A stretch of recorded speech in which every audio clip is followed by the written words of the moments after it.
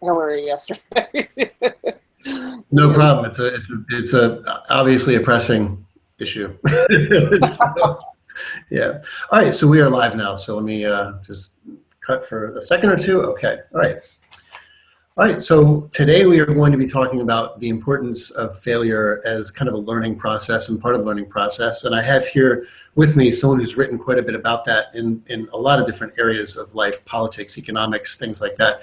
We have journalist Megan McArdle with us. So let me introduce Megan, and then we'll get into some of the questions and interview stuff. Okay, so Megan McArdle is currently a Bloomberg View columnist who writes on economics, business, and public policy. In 2014, she wrote a really amazing book called The Upside of Down, Why Failing Well is the Key to Success. McArdle previously wrote for Newsweek, The Daily Beast, The Atlantic, and The Economist. She founded the blog Asymmetrical Information. She has a bachelor's degree in English literature from the University of Pennsylvania and an MBA from the University of Chicago, and currently lives in Washington. So Megan McArdle, it's absolutely a thrill to have you with us today. Thrilled to be here. Thanks for asking me. Sure, sure. So your research obviously is on a lot of different areas, very wide-ranging, economics, public policy. But when I've read your books and some of your articles, you do have a lot to say about the education process, presumably because learning to fail and having the space and comfortability to fail starts with early education. So I guess the best place to start is here.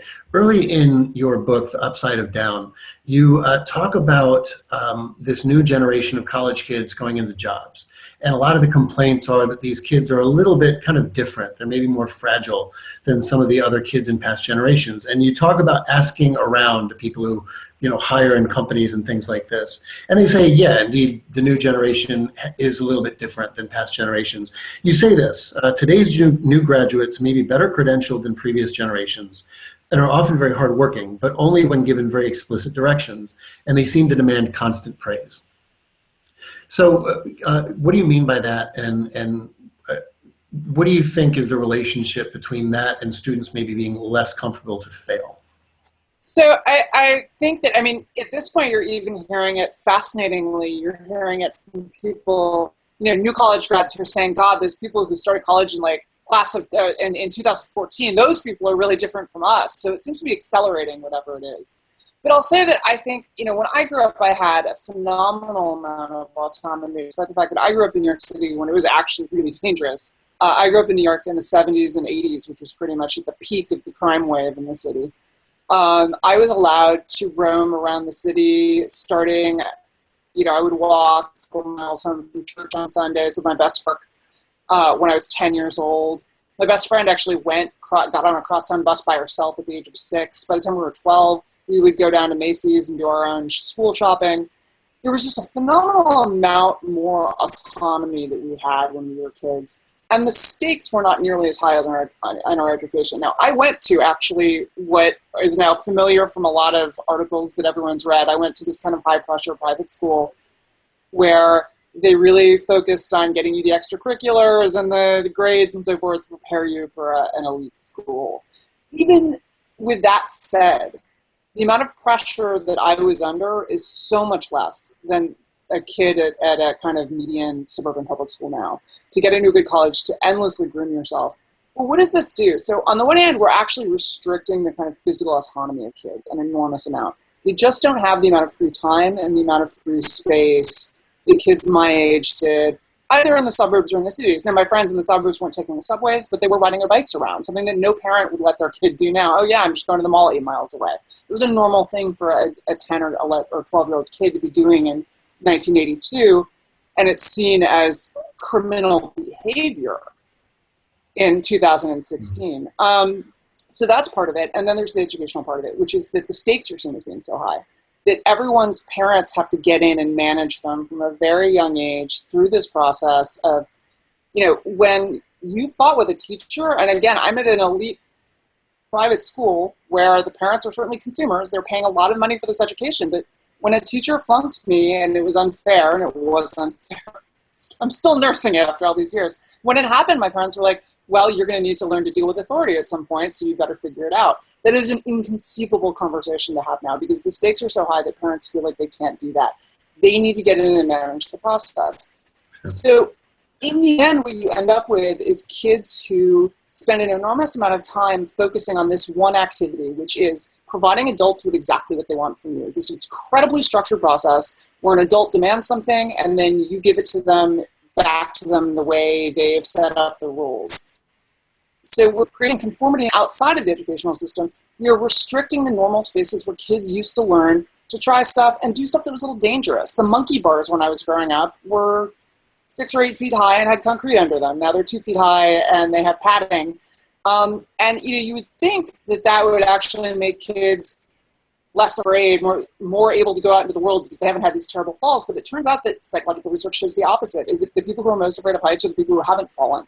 Because once you've done it, you have the measure of it. Oh, well, that hurt. It does hurt, right? And there were kids who broke their arms, kids who, my sister got hit in the head with a metal swing and had to have 90 stitches or something ridiculous. But, and is a totally normal functioning society, member of society today. She works for the government. But all of these things were just a normal part of childhood back then, and people learned not to be so afraid of getting hurt because they did all the time. Now there's this incredibly sheltered process. It makes people more fearful, not less, when they've never taken risks and never gotten the measure of what it feels like to fail. And so the kids who aren't allowed to fail in the system, who don't explore, who don't try things that they aren't really good at and find out eventually that they don't, those kids with the stakes so high on success, we're not letting kids fail. Well, ultimately, when they get to a situation they don't recognize before, when they get into the workplace especially, where no one's providing you with 7 structured tasks that have to be done exactly one way, those kids really don't know what to do and they're lost. Right. It's interesting because as a college teacher and a former high school teacher, one of the problems I've always had a love-hate relationship with the rubrics that we're supposed to, for assignments, give students a rubric that shows them exactly what kind of they're supposed to do. And the good thing about it is it's objective. Students know exactly how they're going to be graded and exactly what the project should look like. But of course, the bad thing is that it also predetermines for them exactly what the project should look like. So I've taken recently to not giving rubrics and telling students, figure out the project that works for you. And often that's a hard process for students because they're very used to, at this point, being told exactly what the project is supposed to look like. And one thing that we should say is that this is not just insanity on the part of teachers or on the part of parents. It's that they're responding rationally to incentives. Parents are responding to the fact that this generation is a huge generation. So my generation had like 45 million kids in it. This generation has like 8 million kids in it. And so they're responding rationally. The number of spots at selective schools has not increased. The number of jobs, good jobs for college grads, the payoff on getting a good paying college job is much higher than it used to be, than it was when I went to college. But the number of those jobs hasn't necessarily increased in line with the number of people who are graduating with degrees. And so parents really totally rationally feel like, I've got to shove my kids through this. I've got to make sure they get to the best school possible and get the best grades and get the right major and all that, because they feel like there's no second chance if their kid doesn't get that job. And I think that's really exaggerated, actually, speaking as someone who sort of failed mightily over and over again before I settled on a career in journalism. I think that there are more second chances than people think. But it's also the teachers are responding rationally, because what do the parents and kids do as they are in this high-stakes system is they litigate everything, right? So if you don't provide that rubric, if you don't tell them exactly what they have to do, then when a parent comes and contests a grade, you can't fall back. If you have a rubric, you can say, look, they didn't do these 3 things. Well, I mean, it's safe for everyone, but the problem is that then, like, it stifles creativity, it stifles learning, it stifles exploring, it stifles all of the things that we think we need in order to have a productive and innovative society. And I would say also a happy society, right, is that coloring within the lines is great when you're 5, but we hope for more for adults in society, and we're increasingly stripping that away from people right at the time when they're supposed to be learning to do that the most. Sure. So let's get into exactly what you mean by failing well, because the subtitle of your book is Why Failing Well is the Key to Success. And then an article you wrote the same year has a really provocative title of Go Ahead, Let Your Kids Fail. So we need to distinguish what we mean by failing well versus just failing as kind of a bad thing. So what's the distinction? That's a really good question, and it's always, so I'll start by just defining what failure is, because we often muddy that term up. I think that, you can think of different things. You can think of like an accident, right, or a mistake, or a failure, and those are actually 3 different things, but we tend to muddle them up. And so the way I define it in the book is, like, an accident is something where something bad happened, but there's nothing you could do. You walk in on the street and the piano falls in your head. Well, okay, you could say, I wish I'd stopped at Starbucks or whatever, but there was no actual rational reason for you to know that you needed to. There was no way to really, by better planning, avoid that outcome. It was bad luck. A mistake is something that you do that is something that has a high risk of having a bad outcome. So I talk about doctors who don't wash their hands, right? If you don't wash your hands and you're a doctor, eventually you'll kill someone. But at any given point, probably most of the people won't die.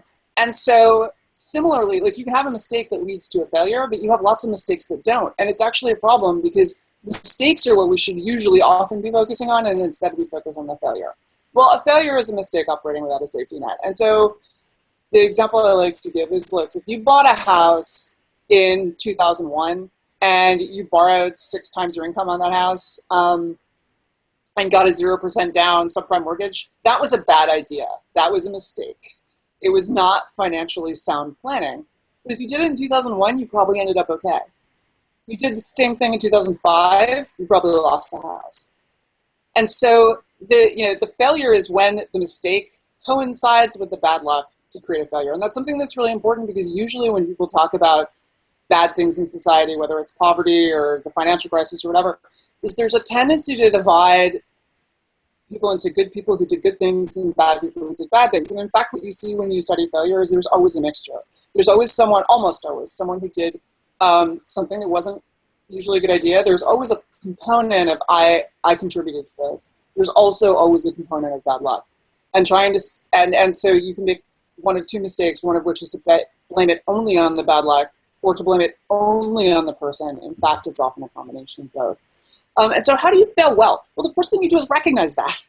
You recognize what happened. You look at it and you say, okay, here's the component of it that was bad luck, and here's the component of it that was me.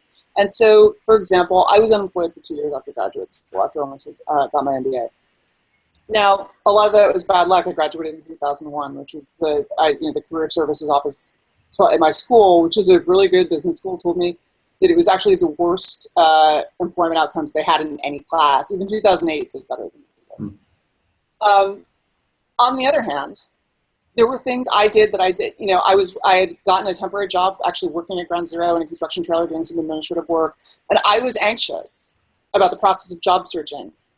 And so I let myself get too wrapped up in my work at Ground Zero, not send out as many resumes as I should have early on. I did eventually do all of that work, but I should have done it instantly. And because I was anxious, I let myself say, oh, well, I'll just do that next week. That was a big mistake.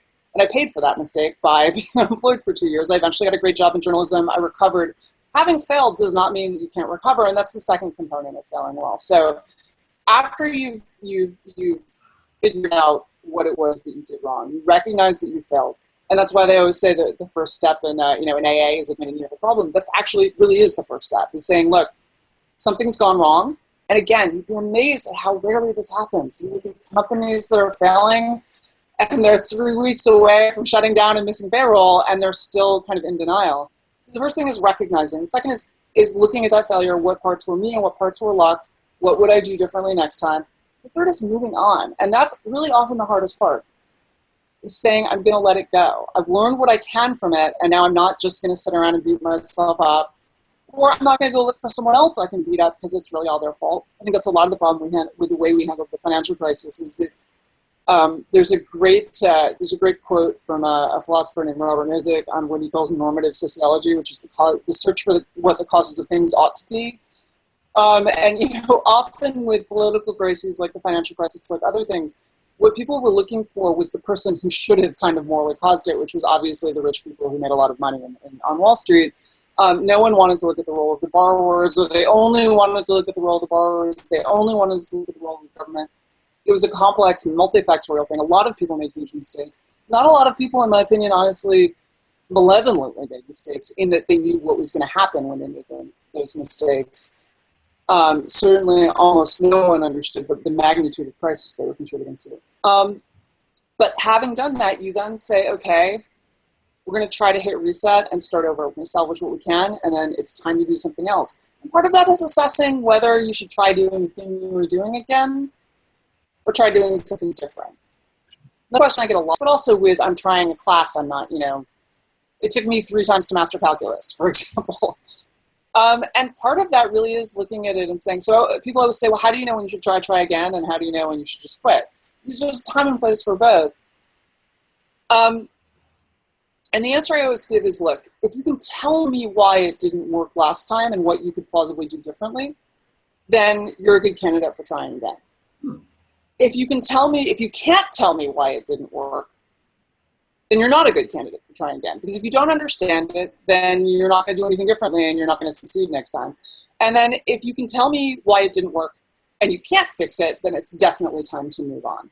Yeah. So, there are companies, I talk to startups, for example, all the time who are like, the product was great, everything was great, we couldn't get people to pay for it. Well, you found a problem, which is the price point of the product in the market is below what it costs you to produce it. It's not a problem you can really fix.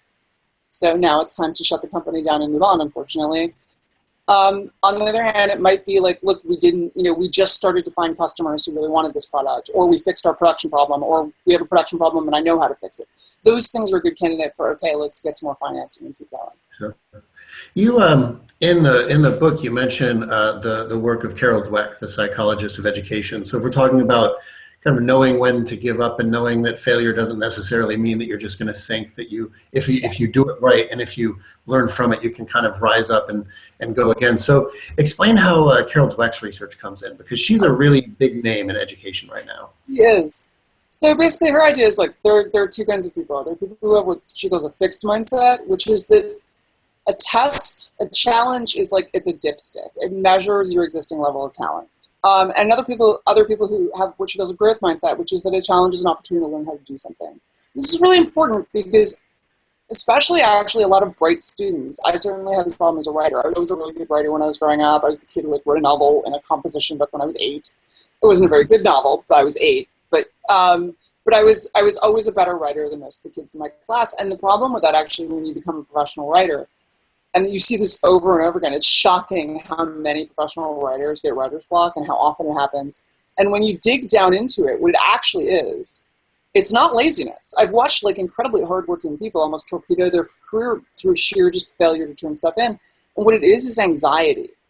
It's thinking, it's something called imposter syndrome, which is the idea that secretly, sorry. That's fine. I'll cut that. That was the dog moving on the bed. You just, you just shift your position a little bit. There's something called imposter syndrome, which is the idea, it's really common among like graduate students and so forth, is the idea that somehow everyone's made a mistake and you don't deserve to be here. I remember when I got to college, I was totally convinced, because I got into a better college than I really should have, given my high school GPA. I was secretly convinced there was a girl named McArdle out there somehow who had been rejected from all these schools and was sadly like having to go to community college to get her grades up for the next year while I had taken her place. It's a really common delusion among a lot of people. And so what happens for writers is, look, as long as you haven't written it, it's still perfect. But then when you start putting it down, it's never as good as it is in your head. And so people just keep not writing things as a way of delaying this experience of finding out they're not as good as they think they are. It's called self-handicapping, where you actually kind of hurt your efforts to do something in an effort to protect yourself from learning that you're not as talented as you thought you were. It's a tremendously damaging mindset. And in fact, it's also not true, right? You think about how you learn to play tennis, right? It's not a matter of like how smart, how good you are at math. If that were true, the MIT tennis team, right, would win Wimbledon every year. But no, in fact, it's about how many times have you practiced and how do you do it? You're bad at it. The first time most people play tennis, you hit the ball, it goes nowhere near where you are. This is also true of people who go up to become famous tennis stars. It's the first time you don't know what you're doing. The way you figure it out is to be bad at it. And you hit the ball and it goes a little closer to where you wanted, and eventually you learn how to hit a ball and do all of these things. But it's an enormous amount of practice. It's an enormous amount of time refinements. It's true of writing. It's true of getting good at any skill. And so what I always tell writers, young writers when they're starting out, is they have to give themselves permission to suck. You have to literally write, and I use this all the time. This was the most painful thing for me to learn as a columnist when I started writing for The Atlantic, was absolutely this: you have to sit down and say, okay, this is going to be bad. Because I was working at a much longer length. Longer lengths are always harder in writing. Very, very short lengths, and then the longer it gets, the harder it gets just because structurally it's easier to, sort of completely lose yourself in just words no one cares about. I didn't know what I was doing. I was agonizing about it. And finally, I just had to say, I don't care whether it's bad. I'm going to write down the requisite number of words. I'll figure out the good part later. Words first. Or as a friend of mine likes to say, you can rewrite garbage. You can't rewrite nothing. But that was so freeing. Because before, what I had done was just sit there for weeks, waiting for, because as long as I hadn't written it, it was still good. And the worst part is that every writer has the experience periodically. They do get inspired, and they pour out something that is darn close to perfect. The first time they sit down, they write it, it's done. Maybe they do a little editing or whatever, but it's so close to perfect. And we all chase that. We all think that everything is supposed to be like that. Well, in fact, 99% of what I do, 99% of what any high-level professional does is iterating stuff that isn't as good over and over until it gets better. Most of it is not this brilliant inspiration. And even with the brilliant inspiration, it turns out that having done all of that other work and struggled and figured stuff out and written stuff that wasn't nearly as good, the next thing that you write where it's easy and it all comes brilliantly is better than the last one precisely because you did all that work. Yeah. Yeah, I guess with schools, it seems to me oftentimes the way they're structured and the way the classes and the syllabi are structured, you kind of expect students to kind of be on all the time. Like you turn in a project, and if you have a bad day with that project, well, there's 15% of your grade. And it seems like that kind of incentivizes in some ways, like you say in the book, kind of school becomes an act of pleasing adults for no apparent reason, and you turn this in to please the adult, and then you turn the next thing in to please the adult. Instead of learning what you're capable of, and there's some of both, right? You do have to learn to please authority. Yes, but my parents were totally right about that in high school. That's part of it, right? Is hierarchy and authority is necessary to run a big modern society, and you got to learn to work in it. But one of the great teachers I had as an English major had a thing where you would turn in a bunch of papers, but not all of them counted. And it was great because it gave you so much, it was, I think 3 out of 5 of them would count towards your final grade, or maybe it was 5 out of 7. And they weren't super long papers, but what was immense about it was that it gave you so much more room to experiment. Even just having a few fail-safes, right? Even just having a few, you have to turn on all of them. You'll get graded 0 if you don't turn anything in.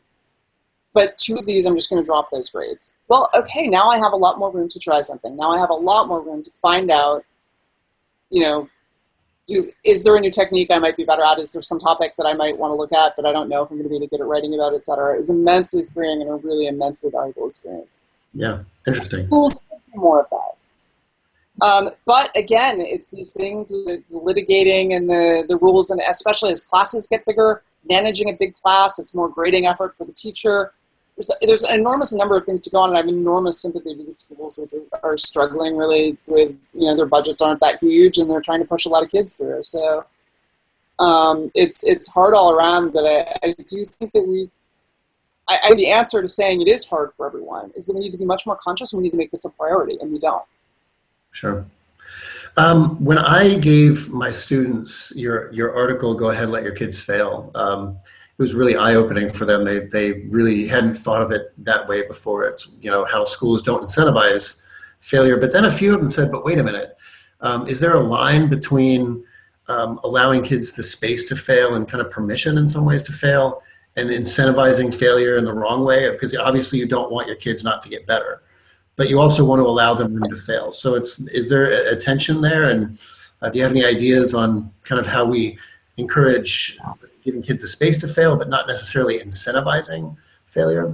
Everything is a trade-off, I would say, first of all, right? And what you don't want to do is make failure no cost, right? That's what like a socialist state government where you have a state-owned firm that can't fail.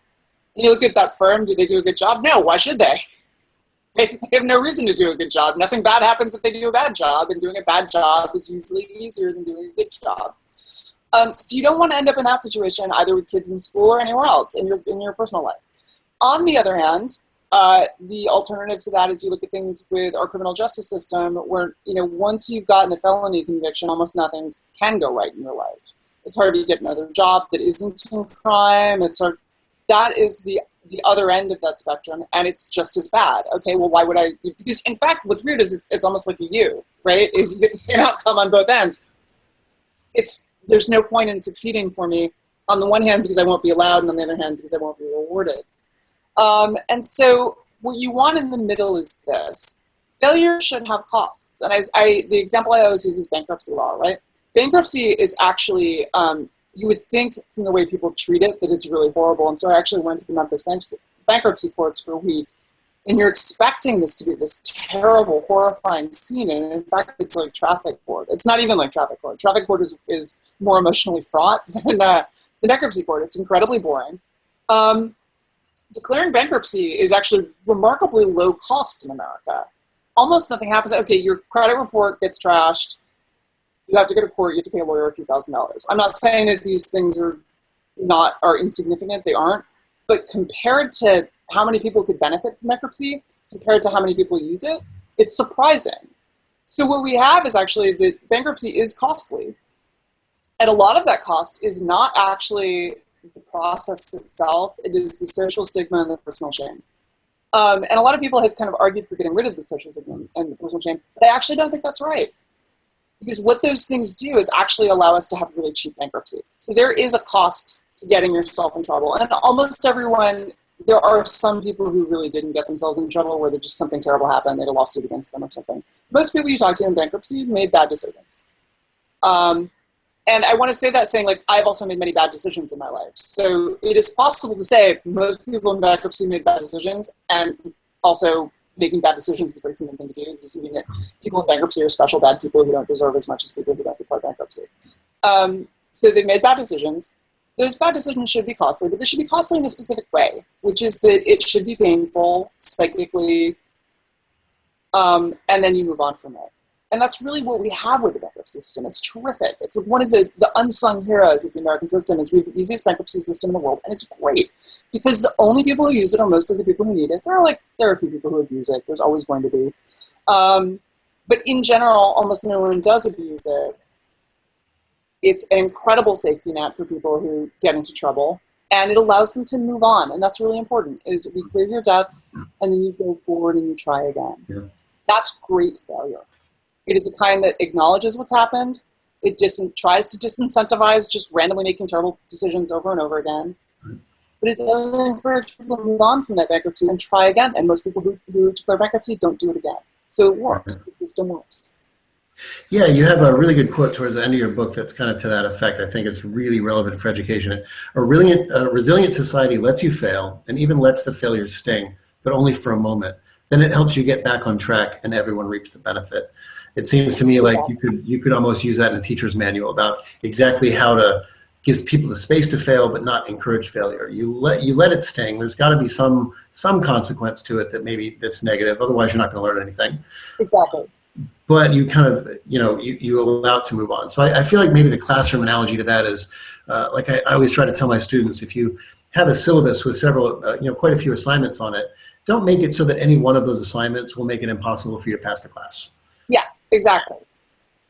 It's not that we should get rid of grades, but Right. it's that there should be a lot of opportunities to improve. Right. There should also, frankly, be opportunities to say, you know what, I am just not good at this topic. Maybe it's, and there are people who are never going to pass calculus. Yeah. And to say, I tried, right? It should be easier to try. And then, to say, look, I've gotten halfway. It is clearly impossible for me to pass this course. I'm withdrawing rather than taking the F on my transcript. Yeah. Because I'm trying, but it isn't, I'm just not going to be able to do it this semester. Right. And then like me, I literally, it took me 3 efforts to pass calculus, but I did. Right, right. You also mentioned briefly in the book, sometimes the way we teach almost sends the message that failure isn't something that happens. When great people do great things, it's great. And kids maybe internalize that message to say, well, if I do something and it's not great, then obviously I can't be any good at it. So can you talk a little bit about kind of your ideas on that and how we teach in a way that inadvertently sends that message?